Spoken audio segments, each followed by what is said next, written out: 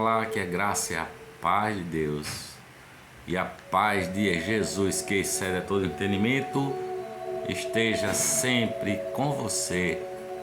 Hoje vamos continuar passeando pela epístola do apóstolo Paulo. Ele termina o capítulo 6 dizendo que fomos libertados do pecado e feitos servos de Deus. Portanto, tendes o vosso fruto, a vossa vida, o vosso corpo, o vosso pensamento, para a santificação e, por fim, a vida eterna. Ele diz: não sabeis vós, irmãos, pois que falam aos que sabem a lei, que a lei tem domínio sobre o homem por todo o tempo que ele vive?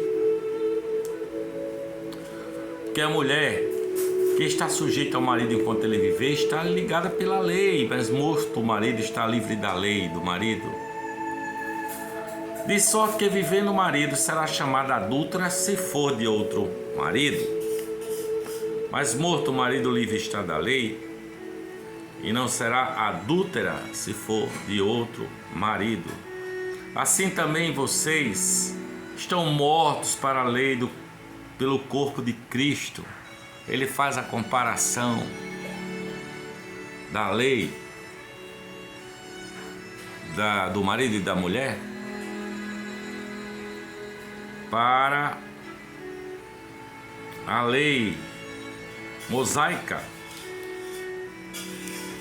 que morreu pelo corpo de Cristo, para que sejais de outro, daquele que ressuscitou de entre os mortos, para ser de Cristo, a fim de que demos fruto do Espírito Santo, fruto para Deus. Porque quando estávamos na carne, as paixões do pecado que são pela lei, operavam em nossos membros para darem frutos para a morte. Mas agora estamos livres da lei, pois morremos para aquilo em que estávamos retidos, para que sirvamos em novidade de espírito e não na velhice da letra. Que diremos, pois? É a lei pecado? De modo nenhum. Mas eu não conheci o pecado senão pela lei, porque eu não conheceria a concupiscência se a lei não me dissesse não cobiçarás. Mas o pecado, tomando ocasião pelo mandamento, despertou em mim toda a concupiscência, porquanto sem a lei estava morto o pecado, e há algum tempo vivia sem lei, mas vindo o mandamento, reviveu o pecado e eu morri. O mandamento que me era para a vida, achei então eu que era para a morte, porque o pecado, tomando ocasião pelo mandamento, me enganou e por meio dele me matou. Assim a lei é santa, o mandamento é justo e bom, santo. Logo tornou-se o bom em morte? De modo nenhum. Mas o pecado que habita em mim, para que se mostrasse pecado, operou em mim a morte pelo bem, a fim de que, pelo mandamento, o pecado se fizesse excessivamente maligno. Porque bem sabemos que a lei é espiritual, mas eu sou carnal, vendido sob o pecado. Porque o que faço não aprovo, pois o que quero isso não faço, mas o que aborreço isso faço. Se faço o que não quero, consinto com a lei, que é boa. De maneira que agora já não sou eu que faço isto, mas o pecado que habita em mim. Porque eu sei que em mim, na minha carne, não habita bem algum. Com efeito, o querer está em mim, mas não consigo realizar o bem, porque não faço o bem que quero, mas o mal que não quero, este faço. Ora, se faço o que não quero, já não faço eu, mas o pecado que habita em mim. Acho então esta lei em mim, que quando quero fazer o bem, o mal está comigo, porque segundo o homem interior, tenho prazer na lei de Deus, mas vejo nos meus membros outra lei que batalha contra a lei do meu entendimento e me prende debaixo da lei do pecado que está nos meus membros. Miserável homem que eu sou, quem me livrará do corpo desta morte? Dou graças a Deus. Essa é a resposta. Que eu mesmo com o entendimento sirva a lei de Deus, com a carne a lei do pecado. Portanto, por estas coisas, pelo pecado que habita em mim, pela maldade com que nos nossos membros atua o mal, essa força maligna que opera em todos nós. E Paulo diz, capítulo 8: portanto, agora nenhuma condenação há para os que estão em Cristo Jesus, que não andam segundo a carne, mas segundo o Espírito. Porque qualquer um que está em Cristo Jesus não anda segundo a carne, mas anda inclinado para as coisas do Espírito. Porque a lei do Espírito de vida em Cristo Jesus me livrou da lei do pecado e da morte. Portanto, o que era impossível à lei, visto como estava enferma pela carne, Deus, enviando o seu Filho em semelhança da carne do pecado, pelo pecado condenou o pecado na carne de Jesus de Nazaré. É como Deus dissesse: filho, eu vou ficar contra nós, a favor deles, os pecadores, para que, morrendo o Filho, possa pagar o preço pelo pecado de todos os pecadores. Portanto, Deus, enviando seu Filho em semelhança da carne do pecado, pelo pecado condenou o pecado na carne, para que a justiça da lei se cumprisse em nós, que não andamos segundo a carne, mas segundo o Espírito. Porque os que são da carne inclinam-se para as coisas da carne, mas os que são guiados segundo o Espírito de Jesus, para as coisas do Espírito. Porque a inclinação da carne é morte, mas a inclinação do Espírito é vida e paz. Porquanto a inclinação da carne é inimizade contra Deus, pois não é sujeita à lei de Deus, nem em verdade pode ser. Porque os que estão na carne, de forma alguma pode agradar a Deus, não pode agradar a Deus. Vós, porém, não estáis na carne, mas no Espírito, se é que o Espírito de Deus habita em vós. Mas se alguém não tem o Espírito de Cristo, esse tal não é dele. Quem não entendeu ainda que Jesus Cristo pagou por ele o preço impagável, mas ele pagou no seu próprio corpo o preço do pecado, aniquilando-se a si mesmo, deixando a sua prerrogativa de Deus para se tornar um homem, e sendo um homem morrer na cruz, aquela morte terrível por todos nós. Quem não entendeu isso, quem não assimilou isso, quem não anda assim, não tem o Espírito de Cristo. Quem não tem o Espírito de Cristo não é dele. E se o Espírito de Cristo, e se Cristo está em vós, o corpo, na verdade, esse corpo do pecado, está morto por causa do pecado, mas o Espírito vive por causa da justiça, a justiça de Deus. E se o Espírito daquele que dos mortos ressuscitou a Jesus e habita em vós, aquele que é dos mortos ressuscitou a Cristo, também ressuscitará o vosso corpo mortal, pelo seu Espírito que em vós habita. De maneira que, irmãos, somos devedores não à carne, para viver segundo a carne, porque se viverdes segundo a carne, morrereis eternamente. Mas se pelo Espírito mortificardes as obras do corpo, a concupiscência do corpo, a maldade do corpo, o pecado que habita em vós, vivereis eternamente. Porque todos os que são guiados pelo Espírito de Deus, esses são feitos filhos de Deus, são filhos de Deus. Porque você não recebeu o espírito de escravidão para outra vez estar em temor. É o temor da morte, é o temor do mal, é o temor do diabo, é o temor da condenação eterna. Não! Nós recebemos o espírito de adoção de filhos, pelo qual, por esse espírito que nós recebemos, por essa adoção que nós temos, nós chamamos Deus, o Criador do céu e da terra, de papaizinho, Abba, Pai. Por isso clamamos: Abba, Pai, Paizinho, papaizinho.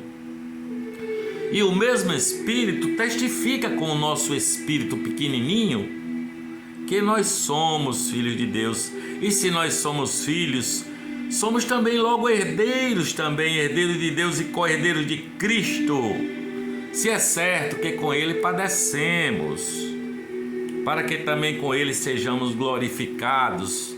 A palavra de Deus diz que qualquer tribulaçãozinha que nós passamos aqui não estão para comparar com a glória que há de ser revelada em nós, a glória de Cristo.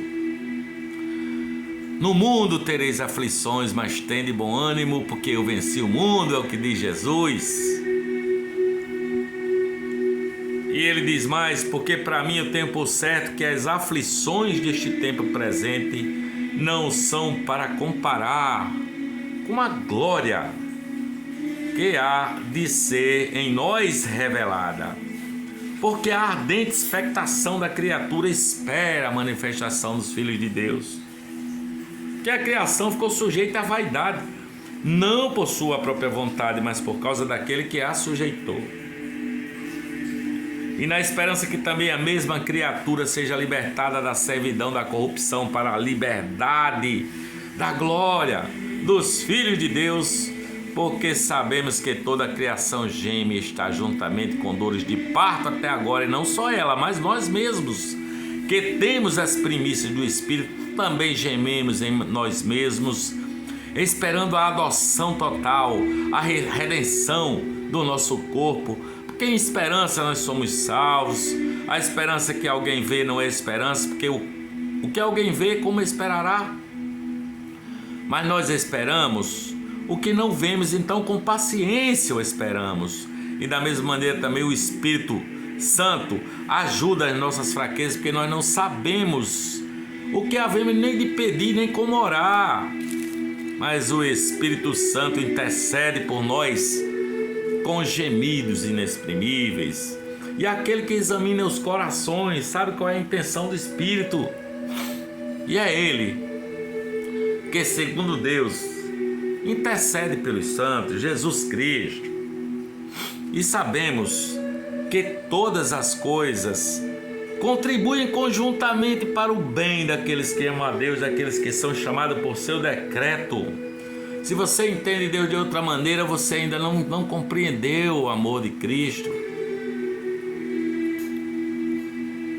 Todas as coisas contribuem para o bem dos que amam a Deus, porque Deus assim o quis, a ponto de se entregar na forma de Cristo, de Jesus, por todos nós, para pagar o preço da nossa maldade, do nosso pecado, e dizer: vocês estão livres, eu vos dou o Espírito Santo.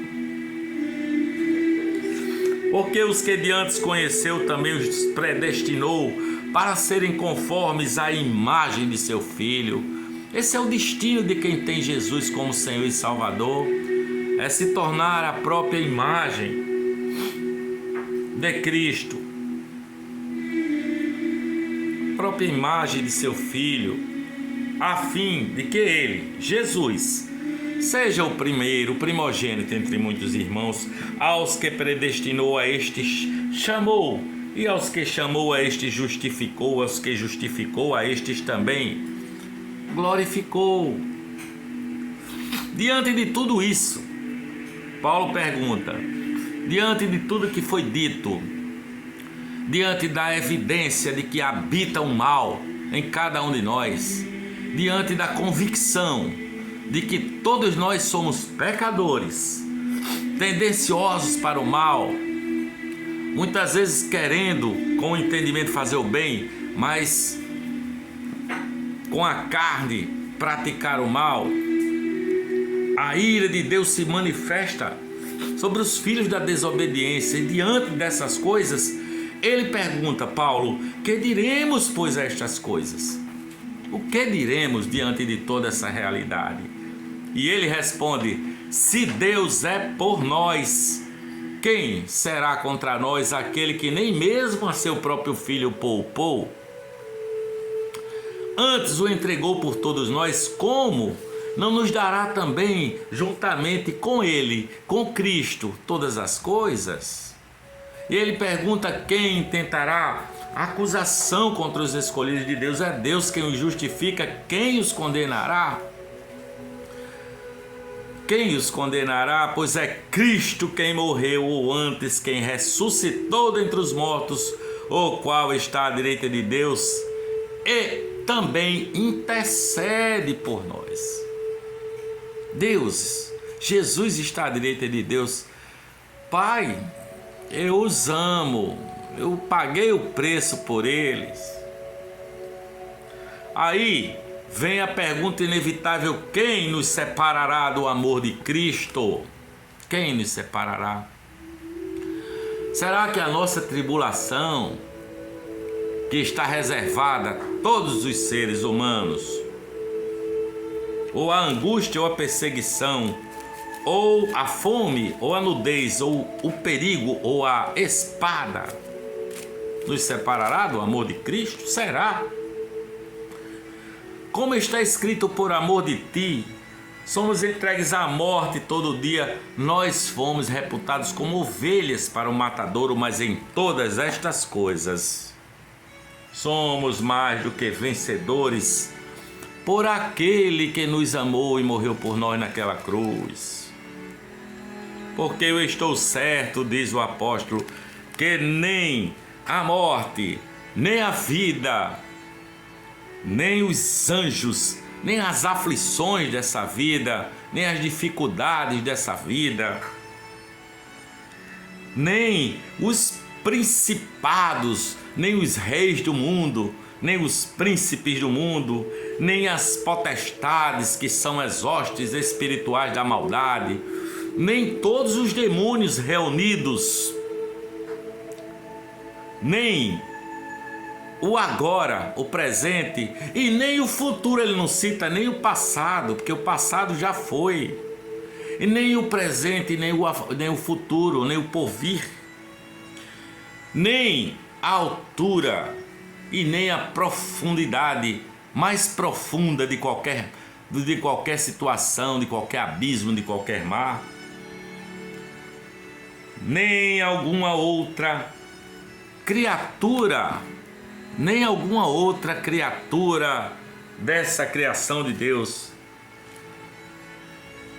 poderá nos separar do amor de Deus que está em Cristo Jesus, o nosso Senhor.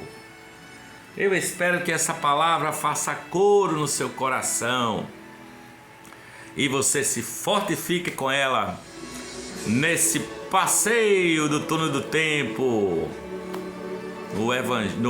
na Epístola de Paulo aos Romanos, capítulos 7 e 8. Beijo e a paz de Jesus seja com você hoje e para todos sempre. Amém.